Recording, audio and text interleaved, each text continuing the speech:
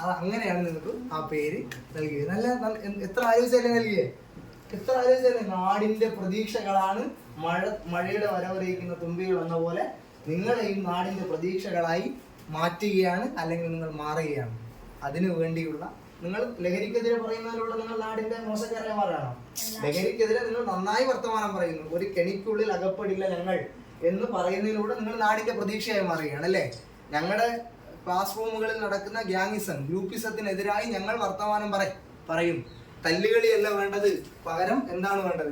പന്തുകളിയാണ് വേണ്ടതെന്ന് നാട്ടിൽ പറഞ്ഞ് നമ്മൾ എന്താണ് നാടിന്റെ പ്രതീക്ഷകളായി മാറുകയാണ് അല്ലെ? അങ്ങനെ 1000 പ്രതീക്ഷകളായി ഈ കേരളത്തിലെമ്പാടും പാറിപ്പറക്കുന്ന വേനൽ തുമ്പികൾ നിങ്ങൾ ആര് ചോദിച്ചാലും അഭിമാനത്തോടുകൂടി, വളരെ ചങ്കൂറ്റത്തോടുകൂടി, ചങ്കുറപ്പോടുകൂടി പറയാൻ കഴിയണം, ഞങ്ങൾ ഇട്ടിരിക്കുന്ന യൂണിഫോമിന് പല വർണ്ണങ്ങൾ ഉള്ളതുപോലെ തന്നെ ഞങ്ങൾ ഈ നാടിന്റെ പ്രതീക്ഷകളാണ്, ഞങ്ങൾ